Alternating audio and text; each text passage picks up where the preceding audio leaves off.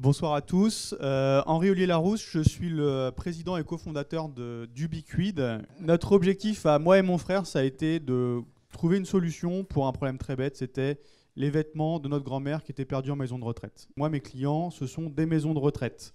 On est parti de rien quasiment. Et donc, du coup, je suis là pour vous donner nos idées concernant le marketing, comment vendre en B2B dans la Silver Eco. De son côté, Benjamin, qui nous a beaucoup accompagnés depuis le début, depuis 2013, est là pour la partie B2C plutôt. Exactement. Et je ne travaille qu'avec des entreprises capitalisées, qui sont 18, qui représentent 1 milliard d'euros de chiffre d'affaires, 25 000 emplois en France. Ça, c'est quelques statistiques. Je pense qu'ils font plaisir aux investisseurs et toutes rentables. Ou en tout cas, toutes en capacité pour les plus petites de devenir très fortement scalables en France et à l'international. Si on se branche un petit peu marketing, le gros message qu'on veut passer déjà, c'est dans la Silver Eco, c'est difficile d'être glamour. C'est difficile d'avoir un effet waouh. Ce qu'il faut, c'est être extrêmement concret. Ce qu'il faut, c'est vraiment rentrer dans le dur, comprendre comment ça marche. Et la première chose à comprendre déjà, c'est de qui on parle, qui sont nos clients. Moi, j'ai parlé de ceux que je connais, donc les maisons de retraite, les EHPAD. Mes clients ou mes prospects sont des gens qui ont 3 énormes freins à prendre n'importe quelle solution. Le premier, évidemment, c'est la contrainte financière. Une maison de retraite, c'est un établissement qui a de moins en moins de moyens, de plus en plus de travail et qui vous dira toujours qu'ils n'ont pas d'argent. Ça, c'est quelque chose de systématique.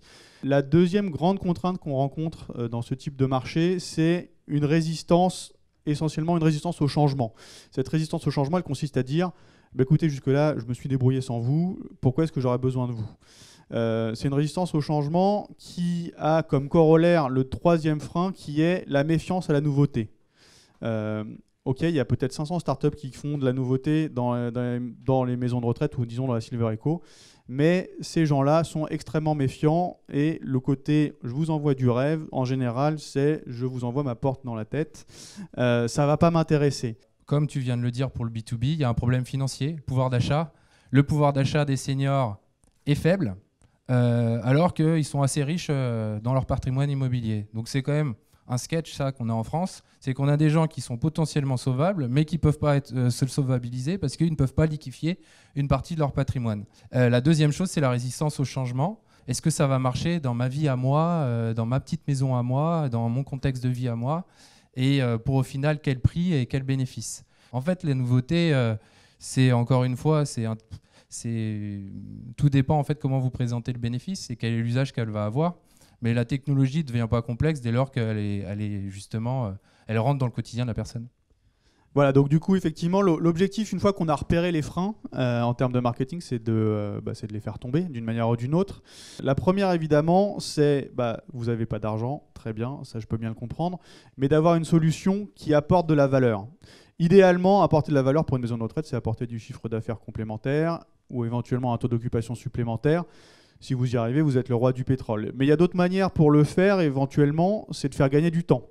Nous, c'est essentiellement ça qu'on fait quand on vend un système qui consiste à ne plus avoir de pertes, ne plus avoir d'échanges, ne plus avoir d'erreurs au niveau des dentiers, des vêtements, etc. L'essentiel, c'est de dire au directeur, vous n'allez plus vous arracher les cheveux avec les familles quand vous avez des plaintes.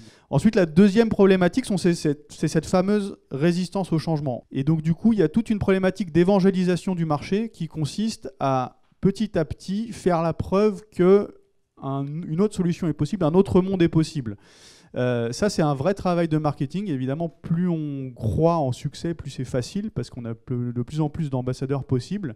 Mais pour commencer, évidemment, il faut y arriver et il faut un petit peu ramer concrètement pour que ça se passe bien.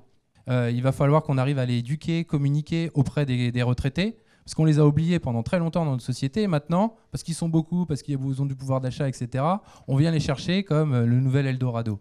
Et donc, du coup, ils ont double méfiance par rapport à nous, parce qu'ils se disent, tiens, les gars, ils sont en train de crever la dalle, là, ils veulent maintenant aller chercher de l'argent sur notre dos, donc du coup, ils commencent à développer les activités. Mais avant tout, on communique sur leur capacité à ces personnes-là à pouvoir avoir le droit de bien vieillir au domicile. Nous, on a fait un pari un petit peu osé peut-être. L'idée, c'était quoi? C'était de dire, on va rien coder, on va faire une étude de marché super simple, on va vendre une idée. Moi, je suis allé voir des maisons de retraite, je leur ai dit, voilà, le système, dans 2 ans, il va valoir 15 000 euros. J'ai pas codé une ligne encore. Si vous êtes prêt à mettre 3 000 euros sur la table, vous l'avez dans 1 an. Ça, c'est une étude de marché simple. C'est de dire, s'il y a des gens qui sont prêts à mettre de l'argent pour du vent, c'est peut-être qu'il y a un besoin. Vraisemblablement, il y a un besoin.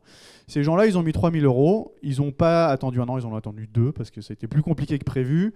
Mais ils ont eu un système sur mesure qui correspondait exactement à leurs besoins pour 3 000 euros contre les 15 000 du prix catalogue actuel. Si vous êtes capable d'embarquer des gens sur ce type de schéma, vous avez des gens qui en veulent pour leur argent. Ils ont mis 3 000 euros et ils sont prêts à montrer l'écrou si jamais ils n'ont pas ce qu'ils veulent. Et vous avez, s'ils sont contents à la fin, les meilleurs ambassadeurs du monde. Chez nous, le bouche à oreille, c'est 60% de nos nouveaux contrats. Et on a un système de partenariat qui consiste à toujours récompenser les gens qui font faire des visites dans leur maison de retraite, etc., pour avoir des nouveaux clients. L'objectif de plus en plus pour nous, c'est de sortir du côté innovation. C'est de dire non, mais Ubiquiti, c'est pas une innovation, c'est un truc qui devient nécessaire. Et que grosso modo, on se pose la fameuse question de mais comment on faisait avant, quoi. On n'en y est pas encore, hein, ça c'est sûr. Il y a encore du boulot, mais c'est vraiment ce vers quoi on aimerait tendre petit à petit par le biais de ce partenariat. Je voudrais juste attirer votre attention sur 2 éléments qui sont hyper importants. On a parlé de la confiance. Comment nous on gagne la confiance des potentiels clients qui sont déjà les clients des entreprises ou qui pourraient demain devenir les clients de ces entreprises? Un, c'est que toutes les entreprises, pour être membres de Silver Alliance, il faut qu'elles soient acceptées par toutes les entreprises. C'est l'image au cinéma des Oscars. Vous obtenez l'Oscar si tout le monde accepte que vous obtenez l'Oscar. Ça, c'est la première chose. Mais la deuxième chose, c'est qu'il faut, en plus d'avoir l'Oscar ou le César, il faut aussi être au box-office. C'est-à-dire que les clients disent que vous êtes la meilleure solution. Et ça se mesure par les entreprises au niveau des enquêtes de satisfaction.